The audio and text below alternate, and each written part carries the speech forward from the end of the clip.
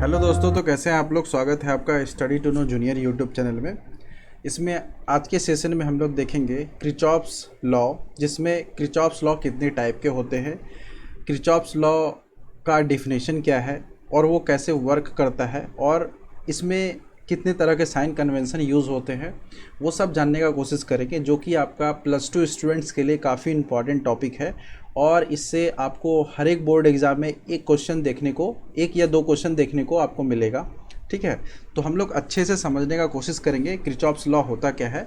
और इसको समझने से पहले आपको ऑलरेडी आप लोग कुछ टॉपिक्स को जानते होंगे, अगर नहीं जानते होंगे तो इस वीडियो में हम लोग कवर आपको कर देंगे, जो कि आपको शॉर्ट में एक अच्छा कॉन्सेप्ट मिलेगा और उसके अकॉर्डिंग आप लोग क्वेश्चन को सॉल्व कीजिएगा और इसका एप्लीकेशन जो है आपका क्रिचॉप्स लॉ का, उसको आप समझने का कोशिश कीजिएगा। और हाँ, एक इम्पॉर्टेंट इन्फॉर्मेशन आपको बता दें कि अगर आप लोग +2 के स्टूडेंट्स हैं तो आप लोग किसी भी सब्जेक्ट्स के लिए चैनल पर जुड़ सकते हैं, सब्सक्राइब कर सकते हैं। और आपको ये सेशन अभी क्रिचॉप्स लॉ का अच्छा लगे तो आप लोग लाइक एंड शेयर भी कर सकते हैं। ठीक है, और आप लोग कमेंट्स भी कीजिएगा अगर आपको सेशन अच्छा लगा तो हम लोग बढ़ते हैं आज के सेशन की ओर, जिसमें आज हम लोग बात करेंगे क्रिचॉप्स लॉ के बारे में। तो सबसे पहले देखिए क्रिचॉप्स लॉ कहता क्या है, वो यहाँ पे आपके सामने है। तो क्रिचॉप्स लॉ क्या होता है, क्रिचॉप्स का नियम। क्रिचॉप्स एक थे साइंटिस्ट, तो वो एक लॉ दिए थे जिसमें हम लोग क्या फाइंड आउट करते हैं वो आपको इस डिफिनेशन में पता चलेगा। तो आप लोग अपने नोट के लिए इस डिफिनेशन को लिख भी सकते हैं। तो यहाँ पे देखिए क्या बताया जा रहा है, Kirchhoff's law are used to help us understand how current and voltage, term को समझिएगा, how current and voltage work within a circuit के अंदर वोल्टेज एंड करंट वर्क कैसे करता है। और they can also be use to analyse complex circuit that can not be reduce to one equivalent resistance. कहने का मतलब है कि वैसा सर्किट जो काफ़ी कॉम्प्लेक्स है उसको हम लोग इक्विवेलेंट में कन्वर्ट नहीं कर सकते हैं। ठीक है, इक्विवेलेंट सर्किट में कन्वर्ट कर सकते हैं, होगा कन्वर्ट, बट उसमें आपको थोड़ा सा कॉम्प्लेक्सिटी फील होगा। तो उस सारे सर्किट में करंट एंड वोल्टेज वर्क कैसे कर रहा है, और किसी भी कॉम्प्लेक्स सर्किट में ही हम लोग देखेंगे ये क्रिचॉप्स लॉ। अगर मान लीजिए वो नॉर्मल सर्किट है तो आप लोग ओम्स लॉ लगा के वोल्टेज फाइंड आउट कर सकते हैं। इक्विवेलेंट रेसिस्टेंस का दो कॉम्बिनेशन होता है, पैरेलल और सीरीज, उसको आप लोग यूज़ करके इक्विवेलेंट रेसिस्टेंस भी निकाल सकते हैं। जब वोल्टेज और रेसिस्टेंस निकल गया तो करंट ऑटोमेटिकली है कि आपका निकल जाएगा, V=IR करके। ठीक है, तो इससे आप लोग ओम्स लॉ से निकाल सकते हैं। बट थोड़ा सा अगर कॉम्प्लेक्स सर्किट हो जाए तो हम लोग क्या करेंगे, इसी वोल्टेज और इसी करंट को निकालने के लिए हम लोग क्या करेंगे, क्रिचॉप्स लॉ का हेल्प लेंगे। तो इसमें आपका वैसे सर्किट को लिया जाता है जिसमें आपको इक्विवेलेंट रेसिस्टेंस निकालने में प्रॉब्लम हो। ठीक है, और हम लोग इसी कॉम्प्लेक्स सर्किट में कैसे वोल्टेज और करंट वर्क करता है वो सब हम लोग देखेंगे। ठीक है, यूजिंग यहाँ पे देखिए resistant, using what you already know about the series and parallel. ठीक है, सीरीज और पैरेलल के अकॉर्डिंग आप लोग उस चीज़ को समझने का कोशिश कीजिएगा कि ये सर्किट जो है आपका कैसे कॉम्प्लेक्स है। तो इट मीन्स क्या है कि अगर कॉम्प्लेक्स सर्किट है आपके पास, जैसे मान लीजिए ये एक सर्किट है, ठीक है, इसमें कई सारा रेसिस्टेंस ये लगा हुआ है। ठीक है, किसी तरह ऐसा कॉम्प्लेक्स सर्किट बना दिया गया है और उसमें कह दिया कि आपको ये A पॉइंट है और ये B पॉइंट है, इसमें आप क्या करिए, रेसिस्टेंस निकालिए। तो इसमें क्या होगा, आपको दिक्कत होगा। ठीक है, तो दिक्कत क्या होगा कि आप लोग इक्विवेलेंट रेसिस्टेंस निकालिएगा, काफ़ी समय लगेगा, काफ़ी टाइम टेकिंग होगा, निकल तो जाएगा। ठीक है, तो ये सबसे प्रॉब्लम होता है। तो यहाँ पे आप इक्विवेलेंट सर्किट निकालने में प्रॉब्लम होगा। तो इसके वजह से क्या होगा, क्रिचॉप्स लॉ एक लॉ दिए हैं, एक नहीं दो लॉ दिए हैं, और इसमें हम लोग क्या करते हैं, ब्रांच जो होता है आपका, जो भी कॉम्प्लेक्स सर्किट है उसके ब्रांच में कितना करंट फ्लो हो रहा है और उसी ब्रांच में कितना वोल्टेज डेसिपेट हो रहा है। जैसे मान लीजिए यहाँ पे एक हम आपको दे दिए यहाँ पे 1 और यहाँ पे दे दिए 2, तो 1 से 2 में कितना करंट फ्लो हो रहा है और 1 से 2 में वोल्टेज 1-2 में कितना वोल्टेज डेसिपेट हो रहा है। तो ये आपका क्रिचॉप्स लॉ से आप लोग निकाल सकते हैं। तो क्रिचॉप्स के दो लॉ होते हैं, जो कि आपका होता है, हम लोग शॉर्ट में कहते हैं KCL, और दूसरा होता है आपका शॉर्ट में KVL। इसको हम लोग KCL को कहते हैं क्रिचॉप्स करंट लॉ, KVL को कहते हैं क्रिचॉप्स वोल्टेज लॉ। अब हम लोग एक एक करके इस दोनों को पढ़ेंगे अपने नेक्स्ट स्लाइड में, जो कि आपको डिटेल में अभी हम बताएंगे। ठीक है, तो यहाँ पे देखिए आपका नेक्स्ट स्लाइड आपके सामने है, जिसमें आज हम लोग इस सेशन में पढ़ेंगे क्रिचॉप्स करंट लॉ को। तो ये किरचॉफ्स करंट लॉ है क्या वो बताते हैं। तो इसको सबसे पहले जानने से पहले आपको कुछ टर्म है वो जानना ज़रूरी है। सबसे पहले देखिए एक टर्म होता है आपका चार्ज, तो ये आपको चार्ज के बारे में पता होना चाहिए, चार्ज होता क्या है। दूसरा टर्म है आपका जंक्शन, जंक्शन क्या होता है, या इसको नोड भी कह सकते हैं, नोड क्या होता है, ठीक है। और आपका जंक्शन, नोड, चार्ज हो गया। और आपका टर्म क्या हो सकता है, इसमें डिवाइस जो होता है आपका कितने टाइप का होता है। इसमें डिवाइस भी आपका 2 टाइप का होता है, पैसिव डिवाइस और एक्टिव डिवाइस। तो यहाँ पे हम लोग आप लोग के लेवल में +2 के लेवल में हम लोग पैसिव डिवाइस का बात करेंगे जिसमें रेसिस्टेंस आता है। और देखिए डिवाइस जो 2 टाइप का होता है, ये आप लोग का असाइनमेंट है, आप लोग चेक कीजिएगा। जो पैसिव डिवाइस और एक्टिव डिवाइस जो अभी हम यहाँ पे बताए हैं वो है क्या एक्चुअली में, उसमें डिफरेंस क्या है। अगर आप लोग टेक्निकल का एजुकेशन लेने के लिए जाएंगे +2 के बाद, तो आपको ये सब देखने को मिलेगा। अब देखिए यहाँ पे नेटवर्क भी जो है ना आपका 2 टाइप का होता है, ठीक है। तो इसमें आपका एक होता है लीनियर नेटवर्क और एक होता है आपका नॉन लीनियर नेटवर्क। तो वो सब भी आपको अगर थोड़ा सा इन डेप्थ आपको पढ़ना है तो चैनल के साथ बने रहे। धीरे धीरे आपका ये सारा टर्मोलॉजी आपको क्लियर होगा, जितना भी आपको टर्म दिख रहा है यहाँ पे, ठीक है। तो वो सब आपको ज़रूरत नहीं है अभी इस करंट लॉ में। करंट लॉ में बस आपको चार्ज जानना जरूरी है, जंक्शन और नोड बताएंगे, ठीक है। और जो भी डिवाइस है आपका, जैसे रेसिस्टेंस हो गया वो पैसिव डिवाइस है, तो आप लोग को असाइनमेंट मिल चुका है, आप लोग ढूंढ के लाइएगा पैसिव एक्टिव है क्या। तो यहाँ पे देखिए सबसे पहले चार्ज के बारे में थोड़ा डिस्कस कर ले। चार्ज है क्या, ठीक है। अगर मान लीजिए किसी सर्किट में करंट फ्लो हो रहा है, तो करंट फ्लो हो रहा है इसका मतलब क्या है, इलेक्ट्रॉन का फ्लो होता है। तो इलेक्ट्रॉन क्या है आपका, एक तरह का चार्ज है। तो इसमें हम लोग कह सकते हैं कि यूनिट टाइम में अगर इलेक्ट्रॉन का फ्लो, कितना इलेक्ट्रॉन का फ्लो हो रहा है, तो उसको हम लोग कहते हैं चार्ज, ठीक है।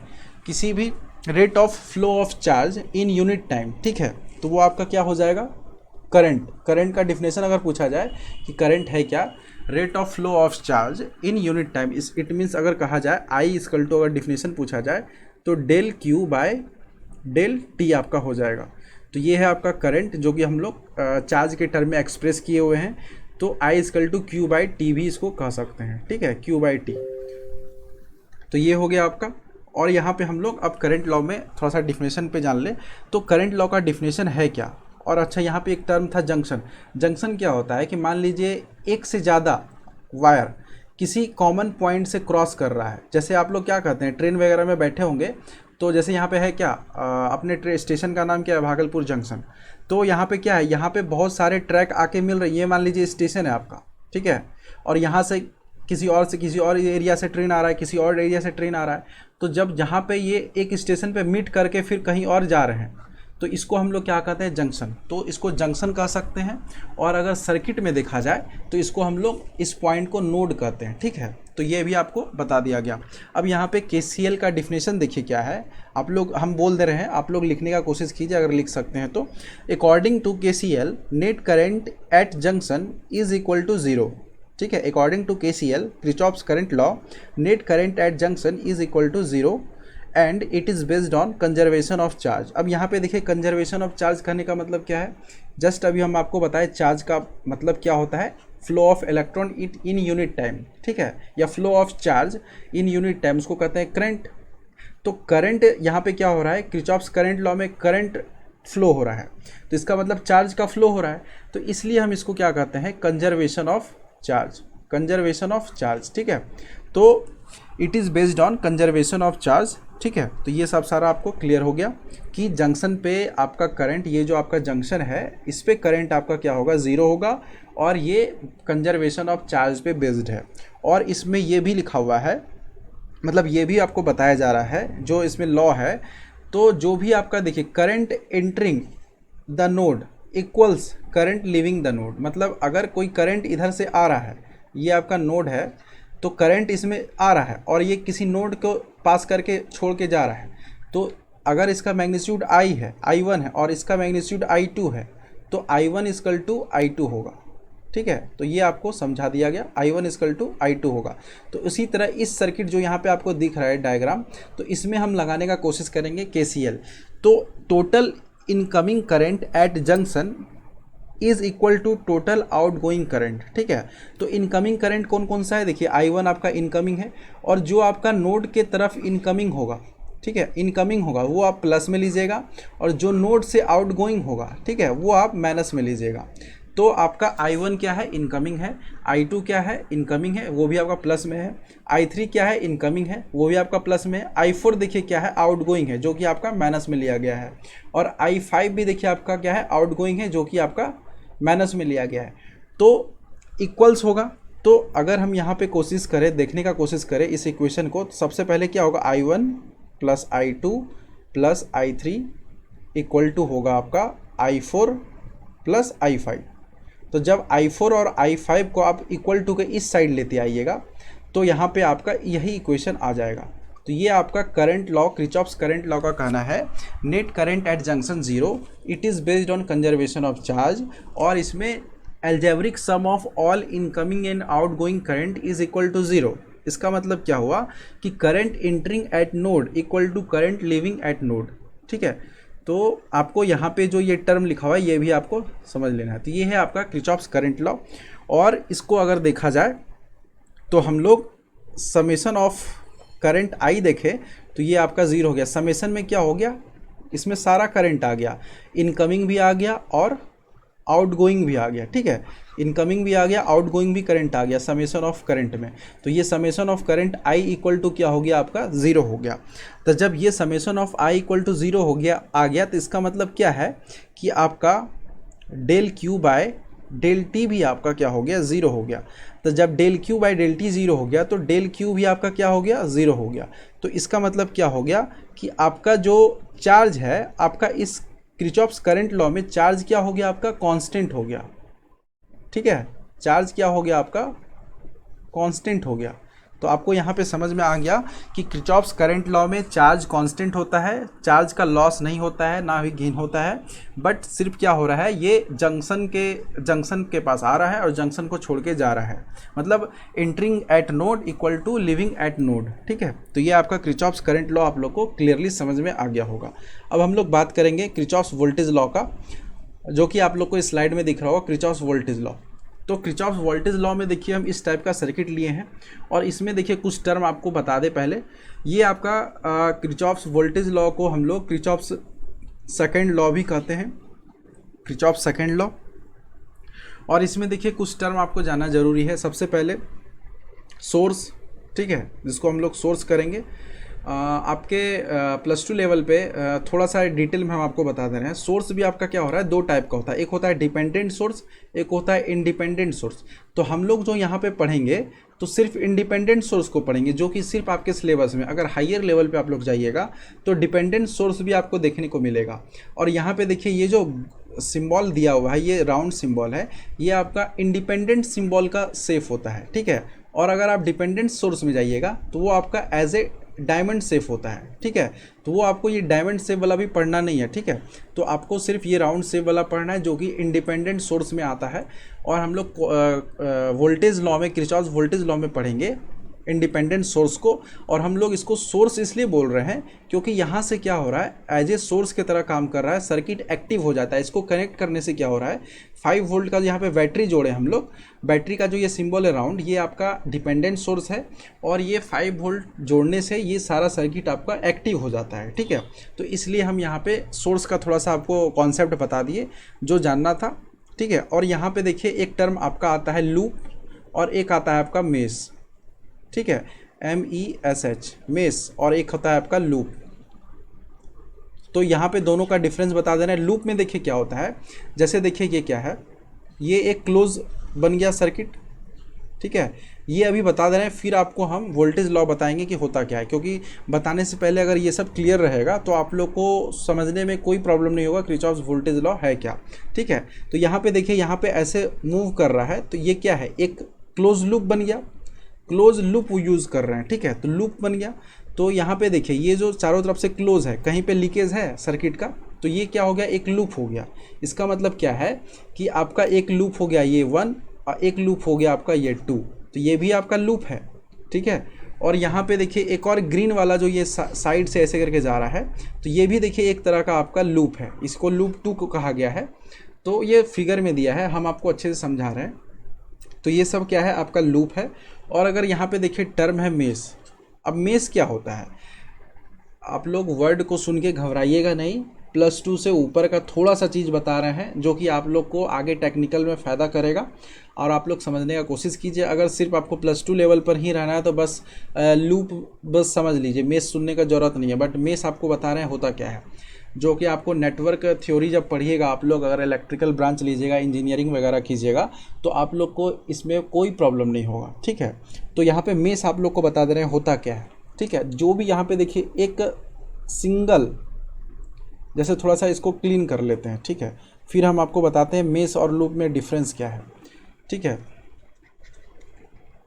जैसे देखिए ये वाला जो सर्किट है आपका, जिसको हम अभी इरेज कर रहे हैं, ठीक है,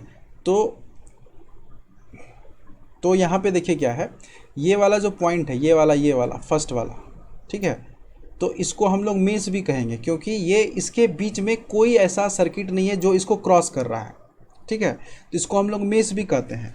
तो उसी तरह देखिए इसी के आइडेंटिकल ये भी है, बट अभी हम आपको कन्फ्यूज़न हो रहा हो, इसको तो हम लूप भी कर रहे हैं। तो देखिए यहाँ पे क्या है कि सारा mesh, all mesh is loop equal to loop हो सकता है, ऑल मेस क्या होगा, लूप हो सकता है, बट ऑल लूप जो है आपका वो मेस नहीं हो सकता है। कहने का मतलब क्या है कि मेस हम उसको कहते हैं, वैसे क्लोज पाथ को कहते हैं जिसके बीच से किसी भी तरह का नेटवर्क क्रॉस ना करे, ठीक है। तो इसको हम लोग क्या कहते हैं, क्रॉस ना करे, तो इसको हम लोग क्या कहते हैं, मेस। और इसको लूप भी कहते हैं, मगर मेस भी कहते हैं क्योंकि बीच में ये क्रॉस नहीं कर रहा है। अगर किसी सर्किट में क्या हो जाए कि क्रॉस कर जाए, अब हम वो भी बताते हैं कि कैसे क्रॉस करेगा, ठीक है। अब जैसे देखिए यहाँ पे लूप 2 को देखिए, अगर लूप 2 को देखा जाए तो लूप 2 में देखिए क्या हो रहा है कि यहाँ से यहाँ तक एक क्या हो रहा है, सर्किट बन रहा है, क्रॉस हो रहा है, इसको भी हम लोग लूप कंसीडर किए। बट इसमें देखिए एक ऐसे करके ये क्रॉस किया हुआ है सर्किट, मगर लूप जो लिया गया है ये बाहर वाला लूप लिया गया है, ठीक है। ये भी आपका एक लूप की तरह काम करेगा, बट बीच से क्या है, एक क्रॉस किया हुआ है। तो ये जो आपका लूप 2 है मेस नहीं होगा, ठीक है। लूप 2 जो है आपका वो मेस नहीं होगा, बट लूप 1 क्या है आपका, मेस होगा। तो मेस और लूप में डिफरेंस आपको समझ में आ रहा होगा। एक बार फिर से बता दे रहे हैं कि जो आपका लूप 1 है, लूप 1 में देखिए मिड से कोई ब्रेकेज नहीं है, मिड से कोई ब्रेकेज नहीं है रेसिस्टेंस का, तो इसको हम लोग लूप इक्वल टू मेस भी हो गया, ये लूप आपका लूप इक्वल टू मेस हो गया। और लूप 2 में देखिए क्या है, ये बीच से ब्रेकेज है, बाहर वाला जो लूप लिया गया है, ठीक है, इसमें देखिए इसमें बीच से लीकेज ब्रेकेज है रेसिस्टेंस का, तो ये आपका लूप 1 इक्वल टू मेस हो गया, loop 2 not equal to mesh हो जाएगा। तो आपका सारा मेस लूप कहलाएगा, बट आपका सारा लूप मेस नहीं होगा। ये चीज़ आपको क्लियर हो जाना चाहिए। तो अब आपको हम किरचॉफ्स वोल्टेज लॉ बताते हैं, तो जो कि आपको क्वेश्चन बनाने में भी कोई प्रॉब्लम नहीं होगा, ठीक है। तो यहाँ पे आपको थोड़ा सा स्टार्ट कर दे रहे हैं किरचॉफ्स वोल्टेज लॉ। अब देखिए सबसे पहले किरचॉफ्स वोल्टेज लॉ कहता क्या है, इसको हम लोग सेकेंड लॉ ऑफ किरचॉफ्स कहते हैं, और किरचॉफ्स लूप रूल भी इसको कहा जाता है। लूप रूल स्पेशली आप लोग को यहाँ पे लूप बोला गया है, मेस नहीं बोला गया। इसका मतलब क्या है कि आप लोग किसी भी नेटवर्क को एज ए लूप कंसिडर करके ले सकते हैं, और ये मिड से अगर क्रॉस भी है तो उसके आउटर एरिया को भी आप लोग ले सकते हैं एज ए लूप। तो आपका लूप दोनों कंसीडर होगा। तो इसको आप लोग इसको हम लोग क्या कहेंगे, किरचॉफ्स लूप रूल भी कहेंगे, किरचॉफ्स सेकेंड लॉ भी कहेंगे, किरचॉफ्स वोल्टेज लॉ भी कहेंगे, और KVL भी कहेंगे, ठीक है। और यहाँ पे देखिए इसका स्टेटमेंट का अगर बात किया जाए तो आप लोग लिख लीजिए, हम आपको बता दे रहे हैं। Net voltage in a close loop, ठीक है, net voltage in a close loop. Close loop कहने का मतलब क्या है कि जहाँ से स्टार्ट किए और फिर वहीं आ गए, तो वो हो गया आपका क्लोज लूप। तो net voltage in a close loop is equal to क्या हो जाएगा आपका, 0। इसका डिफिनेशन क्या है कि नेट वोल्टेज कहने का मतलब potential difference in a close loop is equal to 0 and it is based on conservation of energy. अब यहाँ पे देखिए कंजर्वेशन ऑफ एनर्जी का यूज़ किया गया है। तो जो आपका वोल्टेज है वो भी क्या है, एक तरह का एनर्जी है, जो कि आपका ये 5 वोल्ट के सोर्स से निकला है, ठीक है। तो ये 5 वोल्ट के जो सोर्स से निकला है वो क्या है आपका एनर्जी, तो इसमें क्या हो रहा है एनर्जी का कंजर्वेशन हो रहा है, इसलिए हम लोग कहते हैं इसको किरचॉफ्स वोल्टेज लॉ को conservation of energy, based on conservation of energy. तो आपको यहाँ पे समझ में आ गया कि जैसे आपका किरचॉफ्स करंट लॉ में नेट करंट एट जंक्शन 0 था, उसी तरह नेट वोल्टेज इक्वल टू 0 होगा इन एनी क्लोज लूप, ठीक है, क्लोज लूप होना चाहिए, ठीक है, कहीं लीकेज नहीं होना चाहिए। तो ये आपका बता दिया गया। अब हम क्या करेंगे, अब यहाँ पे देखिए क्या है, ये आपका वोल्टेज है। वोल्टेज क्या होता है, एक तरह का एनर्जी होता है। अगर हम इसमें चार्ज से मल्टीप्लाई कर दें, वोल्टेज के अंदर चार्ज से मल्टीप्लाई कर दे, तो ये आपका क्या हो जाएगा, दोनों साइड अगर Q से मल्टीप्लाई कर दे तो Q into summation of V equal to 0, और ये Q इंटू V आपका क्या होगा, एक तरह का क्या होगा, वर्क डन एनर्जी होगा, ठीक है, वर्क डन एनर्जी, ठीक है, टोटल एनर्जी या टोटल वर्क डन कहा जाए चार्ज के द्वारा कितना किया गया, तो ये आपका W हो गया, और W इक्वल टू क्या हो जाएगा, 0 हो जाएगा। इसका मतलब क्या है कि जो एनर्जी है आपका वो आपका कांस्टेंट हो गया, यानी कि नेट जो एनर्जी है आपका वो चेंज नहीं हुआ, जो एनर्जी आप लगाए थे वो फिर से आपको यहाँ पे सारा डेसिपेट होके मिल गया आपको, ठीक है। तो आपका एनर्जी यहाँ पे क्या हो गया, कांस्टेंट हो गया। तो आपको किरचॉफ्स वोल्टेज लॉ का समझ में आ रहा होगा कि किरचॉफ्स वोल्टेज लॉ क्या है, net voltage in a close loop is equal to 0 and it is based on conservation of energy. तो आपको किरचॉफ्स वोल्टेज लॉ भी क्लियर हो गया। अब इसमें देखिए कुछ क्वेश्चंस हो सकता है आपको समझ में, इसका क्वेश्चन कैसे यूज़ होता है, ठीक है।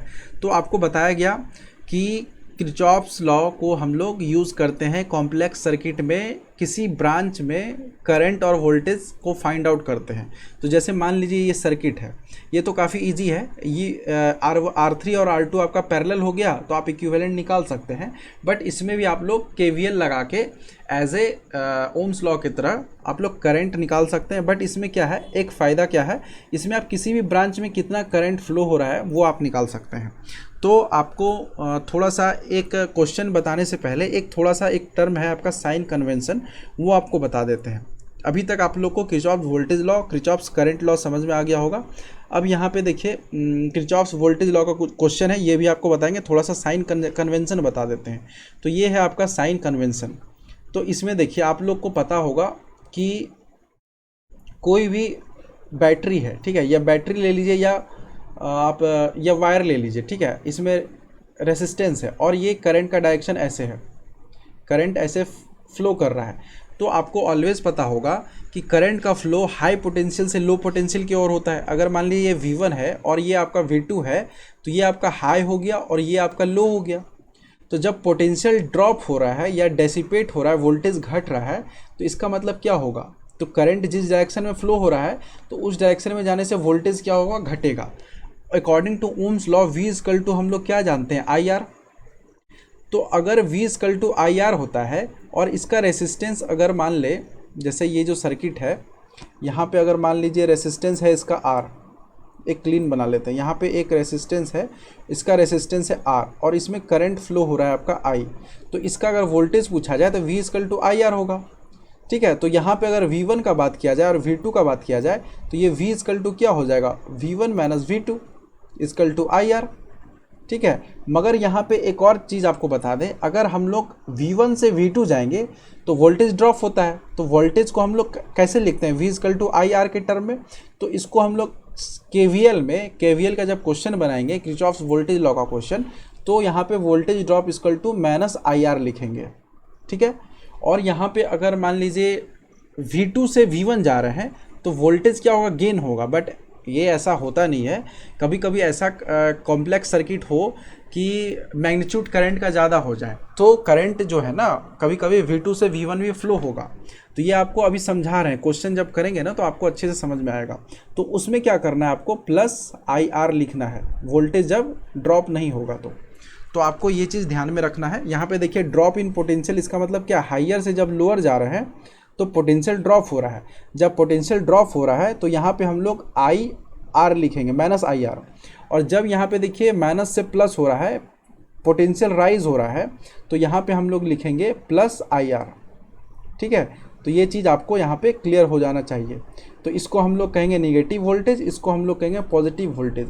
पॉजिटिव वोल्टेज तो बोल रहे हैं, बट ये वोल्टेज किसके टर्म में है, आई और आर के टर्म में है, ठीक है।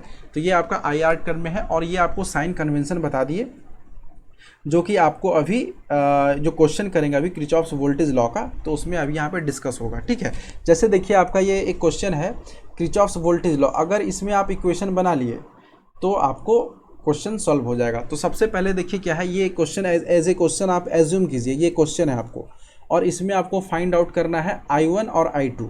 अब I1 I2 क्या है, तो यहाँ पर देखिए सबसे पहले क्या करते हैं, यहाँ पर से मान लीजिए V1 है, तो I1 इसमें क्रॉस हुआ, फिर यहाँ से यहाँ तक तो I1 ही जाएगा। यहाँ पे देखिए करंट डिवीज़न आपको करने आना चाहिए, सॉरी यहाँ पे I1 नहीं जाएगा, फिर से आपको ये करंट डिवीज़न अगर आपको करना आ गया तो आप लोग क्या कीजिएगा, सारे क्वेश्चन को ईजिली सॉल्व कर लीजिएगा। तो यहाँ पे देखिए क्या है कि अगर इससे करंट जा रहा है I1, ठीक है, इसमें करंट जा रहा है I1, ठीक है। यहाँ पे देखिए अगर ऐसे करके मूव कर रहे हैं तो इसका मतलब इस सारे जो लूप है यहाँ पे आपका ये वाला, ठीक है, इसमें करंट जा रहा है आपका I1, और ये वाला जो लूप है इसमें करंट जा रहा है आपका I2, ठीक है। और ये देखिए ऐसे डायरेक्शन रैंडमली लिया गया है, ठीक है। ऐसा कोई ज़रूरी नहीं है कि फिक्स रूल है कि ऐसे ही लेना है, आप ऐसे भी ले सकते हैं या आप ऐसे भी ले सकते हैं, ठीक है। क्लॉक वाइज भी लीजिए और एंटी क्लॉक वाइज भी लीजिए, ठीक है।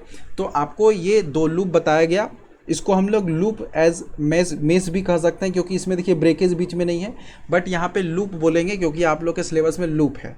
मेस से कंफ्यूज नहीं होना है, अगर आप हायर पढ़िएगा तो मेस भी आएगा। तो ये आपका लूप है, और इसमें देखिए लूप 1 है, अब लूप 2 है, और इसमें फर्स्ट लूप में लूप 1 में आपका I1 जा रहा है और लूप 2 में आपका I2 जा रहा है, ठीक है। अब इसमें देखिए हम लोग क्या करेंगे, इक्वेशन लिखना स्टार्ट करेंगे। तो सबसे पहले जब भी KVL का क्वेश्चन बनाइए, इसके बाद वाला सेशन अगर देखते हैं व्हीट स्टोन ब्रिज का रिकॉर्ड करते हैं तो देखेंगे, और उसमें अभी आपको लूप रूल लगेगा। उससे आप लोग क्या करिएगा, किसी भी सर्किट या किसी भी नेटवर्क में ब्रांच में कितना करंट या वोल्टेज फ्लो कर रहा है वो आप लोग निकाल पाइएगा। तो इसमें देखिए आपको दो लूप दिख रहा है, ठीक है। इसमें 3 लूप भी हो सकता है, क्योंकि देखिए आउटर वाला जो सरफेस होगा, इस दोनों को कंबाइन कर दीजिए आउटर वाला को, तो ये भी आपका क्या होगा, एक लूप होगा। तो ये आपका 3 लूप हो सकता है, बट यहाँ पे क्वेश्चन में 2 ही लूप को डिफाइन किया गया है, क्योंकि इसमें अननोन 2 ही है। तो 2 अननोन अगर है तो उसके लिए 2 इक्वेशन चाहिए। तो यहाँ पे जो लूप हम लोग डिसाइड करेंगे, ये हम लोग को हेल्प करेगा इक्वेशन बनाने में। तब हम लोग देखिए इक्वेशन बनाएंगे कैसे। तो यहाँ पे देखिए थोड़ा सा हम लोग इरेज कर रहे हैं, उसके बाद आप लोग को क्वेश्चन बनाने हम अभी बताएंगे, मतलब ये इक्वेशन कैसे लिखा जाता है वो सब आपको अभी क्लियर होगा। तो आप लोग को थोड़ा सा यहाँ पे इक्वेशन लिखना स्टार्ट करते हैं अब। तो सबसे पहले देखिए हम लोग देखते हैं लूप 1 में देखिए इक्वेशन क्या होगा। तो देखिए हम लोग सबसे पहले डिसाइड करते हैं कि स्टार्ट कैसे चलेंगे। अगर मान लीजिए हम लोग यहाँ से चलना स्टार्ट करते हैं, तो फिर यहाँ से चल के हम लोग फिर इसी लूप के थ्रू यहीं आना है हमको, ठीक है। ऐसा नहीं कि इस लूप से हम लोग आगे चले जाएंगे। तो लूप 1 में बात कर रहे हैं तो हम लोग बस इतना सा को ही जानते हैं अभी, ठीक है। ऐसे ही हम लोग KVL लगा के फाइंड आउट करते हैं, क्या जो भी किरचॉफ वोल्टेज लॉ में वोल्टेज भी फाइंड होता है, करंट भी फाइंड आउट होता है, तो वो डिपेंड करता है, ठीक है। तो ये आपको फर्स्ट लूप में जाएंगे, और ये जो आपका लूप का दोनों लूप का जो ज्वाइंट यहाँ पे दिख रहा है आपको, ये है आपका नोड, ये जो है आपका, ये है आपका नोड, इसको हम लोग कहते हैं नोड। और ये जो सिंबल आपको दिख रहा है इसको हम लोग कहते हैं ग्राउंड, ठीक है। ग्राउंड मतलब निगेटिव वोल्टेज कह सकते हैं इसको। तो ग्राउंड कर दिया गया है, क्योंकि ऑलरेडी यहाँ पे क्या होता है नेगेटिव, बड़ा वाला क्या होता है पॉजिटिव, तो ये निगेटिव के साथ तो मैच कर जाता है, तो इसका यहाँ पे कोई मीनिंग नहीं है, इसको देख के आप लोग डरिएगा नहीं, ठीक है। तो निगेटिव को आप लोग ग्राउंड कहते हैं। तो हम लोग फर्स्ट लूप में जाते हैं, इक्वेशन लिखना स्टार्ट करते हैं। मान लीजिए यहाँ से चलना स्टार्ट किए, और इसमें एक और साइन कन्वेंशन आप लोग को बता दें थोड़ा सा। तो जैसे देखिए एक यहाँ पे ये ऐसे बैटरी कनेक्टेड है, ये है आपका प्लस, ये है आपका माइनस। अगर आप यहाँ से चलना स्टार्ट करते हैं तो जहाँ पे आप लोग स्टार्ट करते हैं वहाँ से आप लोग माइनस लीजिएगा, ठीक है। नहीं, जहाँ से आपका एंड होता है, जैसे ये बैटरी चल के ख़त्म हो गया तो ये आप प्लस लीजिएगा, ठीक है। और अगर मान लीजिए इधर से चलना स्टार्ट करते हैं तो यहाँ पर आपका निगेटिव में ख़त्म होता है, तो वोल्टेज का वैल्यू क्या लेंगे, निगेटिव लेंगे। तो ये भी आप लोग को बता दिया गया, क्योंकि देखिए यहाँ पर भी देखिए कि अगर आप इस डायरेक्शन में चल रहे हैं तो पॉजिटिव से निगेटिव इंड क्या हो रहा है, निगेटिव, तो इसलिए यहाँ पे निगेटिव आई आर लिया जा रहा है। उसी तरह यहाँ पे बैटरी में क्या है, अगर आप इधर से चलते हैं तो इंड क्या है आपका पॉजिटिव, तो यहाँ पे प्लस वी लिया जाएगा। अगर आप इस डायरेक्शन में चलते हैं तो इंड क्या है आपका निगेटिव, तो आपका निगेटिव वोल्टेज लिया जाएगा। तो ये आपका साइन कन्वेंशन था जो अभी बता दिए। अब यहाँ पे हम लोग क्या करते हैं, इक्वेशन लिखते हैं, जितना लूप उतना इक्वेशन बनेगा। सबसे पहला मेमोराइज माइंड में कर लीजिए, जितना लूप उतना इक्वेशन बनेगा। लूप 1 में अगर हम लोग बात करें तो यहाँ पे वोल्टेज स्टार्ट कर रहे हैं यहाँ से चलना, तो यहाँ पे देखिए क्या हो रहा है, इंड क्या हो रहा है, प्लस साइड हो रहा है। तो हम लोग सबसे पहले लिखेंगे V1 प्लस V1, फिर उसके बाद देखिए क्या हो रहा है, करंट का डायरेक्शन ऐसे ही है, ठीक है, करंट का डायरेक्शन ऐसे ही है। तो करंट के डायरेक्शन में क्या हो रहा है, वोल्टेज घटता है, और इसमें करंट कितना फ्लो हो रहा है, I1। तो करंट के डायरेक्शन में वोल्टेज घटता है तो माइनस लेंगे साइन, और यहाँ पे लिखेंगे I1 R1, ठीक है। फिर हम लोग देखिए यहाँ पे आ रहे हैं इस ये वाले सर्किट में, इसमें देखिए R3 है और करंट का डायरेक्शन है I1, बट इधर से देखिए करंट तो इधर से I1 आ रहा है, बट इधर से देखिए करंट I2 जा भी रहा है। इसका मतलब नेट करंट क्या हो जाएगा, यहाँ पे नेट करंट अगर पूछा जाए तो यहाँ पे क्या हो जाएगा, तो I2 माइनस I1 हो जाएगा नेट करंट। बट हम लोग चल कैसे रहे हैं, इस डायरेक्शन में, तो नेट करंट आपका I2 माइनस I1 हो जाएगा, और करंट का डायरेक्शन में वोल्टेज घटता है तो यहाँ पे हो जाएगा I2 रखिए। अच्छा, अगर करंट के डायरेक्शन में आप लोग जा रहे हैं, ठीक है, इसका मतलब क्या है, इसी डायरेक्शन में करंट जा रहा है तो आपका I1 का मैग्नीट्यूड ज़्यादा होगा, तो I1 का मैग्नीट्यूड ज़्यादा होगा तभी तो आप माइनस लिए हैं। तो यहाँ पे I1 माइनस I2 होगा आपका, ठीक है, इंटू क्या होगा R3, ठीक है, और इक्वल टू क्या होगा, यहाँ पे देखिए कोई रेसिस्टेंस नहीं है अब, तो फिर देखिए आप यहाँ पे पहुँच गए। तो जब फिर से यहाँ पे पहुँच गए तो आपका लूप हो गया कंप्लीट, तो ये आपका इक्वल टू हो जाएगा 0, क्योंकि किरचॉफ्स वोल्टेज लॉ कहता है net voltage in close loop is equal to 0। तो ये सब जो लिखे हैं V1 या I1 R1 या I1 minus I2 into R3, ये सब क्या है आपका वोल्टेज का ही अलग फॉर्म है, ठीक है। तो वही इक्वेशन देखिए यहाँ पे लिखा हुआ है, ठीक है। तो आप लोग इस इक्वेशन से समझ रहे हैं कि ये इक्वेशन देखिए कैसे लिखा हुआ है। तो एक इक्वेशन देखिए, इक्वेशन फर्स्ट आपका ये आ गया। अगर आपका लूप 2 का बात किया जाए तो लूप 2 में देखिए क्या है आपका I2 यहाँ पे चल रहा है ना, तो आप लोग जहाँ से चलना चाहते हैं वहाँ से चलिए। अगर मान लीजिए यहाँ से चलना चाहते हैं, कोई नेसेसरी नहीं है, तो यहाँ से भी आप चल सकते हैं। हम मान लीजिए यहीं से चलना स्टार्ट करते हैं, तो यहाँ से देखिए चल रहे हैं, तो ये देखिए करंट तो ऐसे फ्लो कर रहा है, ठीक है, तो हम लोग चल रहे हैं इसके अपोजिट, तो इसका मतलब क्या है, अपोजिट चल रहे हैं करंट के, तो वोल्टेज क्या होगा, इंक्रीज़ होगा। तो यहाँ पे हम लोग प्लस लेंगे, क्या लेंगे, I2 R2, ठीक है, प्लस लेंगे क्या, I2 R2। फिर उसके बाद देखिए यहाँ से चलने के बाद हम लोग फिर अब इधर चलेंगे, तो इधर चलेंगे जब करंट मेरा इधर आ रहा है, ठीक है। थोड़ा सा इसको क्लीन कर लेते हैं ताकि आप लोग को समझने में दिक्कत ना हो, थोड़ा सा क्लीन करना ज़रूरी है। अब हम लोग लूप 2 का बात कर रहे हैं, अच्छे से फिर से लिख देते हैं, जैसे जहाँ से आपको चलना है वहाँ से चलिए, ठीक है।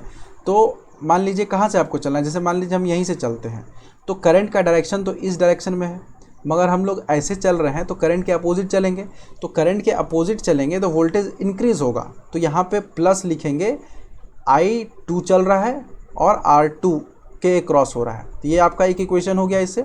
अब यहाँ पे देखिए फिर से हम ऐसे चल रहे हैं, ऐसे जा रहे हैं, तो करंट जब इधर, करंट तो जा रहा है इधर, मगर उसके हम अपोजिट जा रहे हैं, तो उसके अपोजिट अगर जा रहे हैं तो ये जो करंट है, करंट जाना चाहिए ऊपर, तो इसके अपोजिट जा रहे हैं तो हम प्लस तो सिंबल लेंगे ही, बट करंट जा रहा है ऊपर, इसका मतलब क्या है कि I2 है आपका, प्लस सिंबल लिए हैं, तो इसका मतलब हम लोग डिसाइड कर लिए हैं कि करंट इसके अपोजिट जाएगा। तो अपोजिट करंट क्या जा रहा है, I1, तो इसमें क्या हो जाएगा आपका I1 बड़ा, I1 माइनस I2, ठीक है, और R3 आपका हो जाएगा आपका ये रेसिस्टेंस, और करंट इनटू रेसिस्टेंस को मल्टीप्लाई करने के बाद आपका आ जाता है वोल्टेज।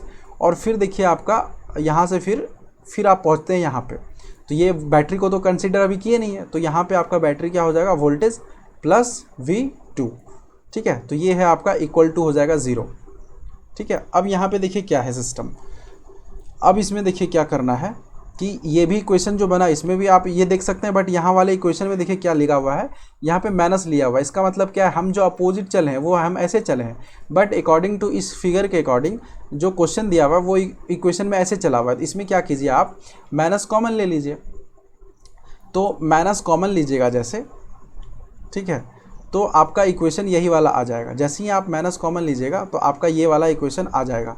तो यहाँ पे देखिए दो इक्वेशन हम लिख दिए, तो इस दो इक्वेशन से दो अननोन फाइंड आउट हो जाएगा, ठीक है, क्योंकि यहाँ पे देखिए वोल्टेज का वैल्यू आपको दिया रहेगा क्वेश्चन में कि कितने वैल्यू का वोल्टेज कनेक्टेड है, 5 वोल्ट, 10 वोल्ट, 12 वोल्ट, तो वो V1 V2 दिया रहेगा। इससे आप लोग क्या करिएगा, I1 and I2 find out कीजिएगा, क्योंकि यहाँ पे दो इक्वेशन हम लोग लिख चुके हैं। अगर आप तीसरा इक्वेशन लिखना चाहते हैं तो इक्वेशन 3 भी ले सकते हैं आप लोग, क्योंकि लूप 3 बाहर वाला सबसे लूप होगा जिसमें आप लोग कंसीडर करेंगे ये वाला, ठीक है, बाहर वाला।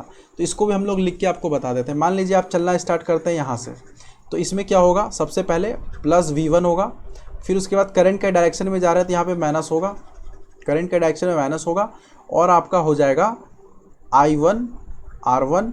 फिर उसके बाद आपका फिर आगे जा रहे हैं तो करंट का डायरेक्शन इसी डायरेक्शन में है ऐसे ही, तो ये आपका फिर से हो जाएगा नेगेटिव, और ये आपका हो जाएगा R2 I2, ठीक है। और फिर आप यहाँ पे पहुँच रहे हैं, वोल्टेज आपके सामने एक आया, तो यहाँ पे आपका हो जाएगा माइनस V2, ठीक है। तो ये इक्वेशन आपका क्लियर हो गया, -V2 हो गया। और फिर उसके बाद आपका है फिर उसके बाद देखिए आपका कोई सर्किट नहीं है यहाँ पे, और फिर से यही वोल्टेज आ गया, तो यानी कि एक इक्वेशन आपका इक्वल टू 0 ये भी आपका आ गया, ठीक है। तो ये है आपका इक्वेशन 3। अगर 3 इक्वेशन हो गया तो 3 अननोन आप फाइंड आउट कर सकते हैं। हो सकता है इसमें आपका सिर्फ V1 का वैल्यू दिया हो, V2 का वैल्यू नहीं दिया हो, या V2 का वैल्यू दिया हो, V1 का वैल्यू नहीं दिया हो। तो 3 अननोन हो गया आपका I1 I2 और V2 या V1, ठीक है। तो इससे आप लोग 3 इक्वेशन लिख के 3 अननोन निकाल सकते हैं, और आप लोग को अच्छी तरह से मैथ में पढ़े होंगे कि इक्वेशन कैसे फाइंड आउट होता है। तो यहाँ पे हम लोग जो निकालते हैं, कहीं कहीं पे आपको यहाँ पे V1 लिखा हुआ है ना, कहीं कहीं पे आपको E1 या E2 भी दिया रहता है। जैसे देखिए यहाँ पे E लिखा हुआ है, तो ये सब भी आपको ध्यान देना है। अगर E लिखा हुआ रहे तो वो भी आपका वोल्टेज है। तो इस तरह से आप लोग एज ए इक्वेशन करके क्वेश्चन फाइंड आउट कर सकते हैं। और आपको साइन कन्वेंशन बता दिया गया कि बैटरी के क्रॉस अगर जा रहे हैं तो जो एंड पॉइंट है उसका साइन वही लेना है, और अगर इधर जा रहे हैं तो एंड पॉइंट माइनस है तो इसका साइन यही लेना है, ठीक है। तो ये आपको बता दिया गया। और करंट के डायरेक्शन में वोल्टेज क्या होता है, घटता है तो -IR लिखते हैं, और करंट के अपोजिट में जाते हैं तो +IR लिखते हैं। तो ये आपको एक क्वेश्चन आपको हर बार मिलेगा आपके KVL में, ठीक है। तो आप लोग अच्छे से इसको समझिए, और अगर आपको ये क्वेश्चन, ये सारा सेशन समझ में नहीं आ रहा है तो दोबारा देखिए, और ये काफ़ी अच्छा टॉपिक है, और आपको इससे हर बार आपको क्वेश्चन देखने को मिलेगा एक ना एक, ठीक है। तो आपको दोनों लॉ बता दिया गया, किरचॉफ्स फर्स्ट लॉ और सेकेंड लॉ, और किस कंजर्वेशन पे काम करता है, conservation of charge, conservation of energy, वो भी बता दिया गया। और लूप एंड मेश में क्या डिफरेंस है वो भी बता दिया गया, जो कि आपके लेवल पे नहीं है बट आप लोग को बता दिया गया, कोई दिक्कत नहीं है। और आपको असाइनमेंट जो मिला है वो फाइंड आउट कीजिएगा, और कमेंट भी कीजिएगा। अगर आपको सेशन अच्छा लगा तो चैनल के साथ बने रहें, लाइक शेयर एंड सब्सक्राइब भी करें, ठीक है। तो देखने के लिए thanks, have a nice day, channel के साथ बने रहें, थैंक यू।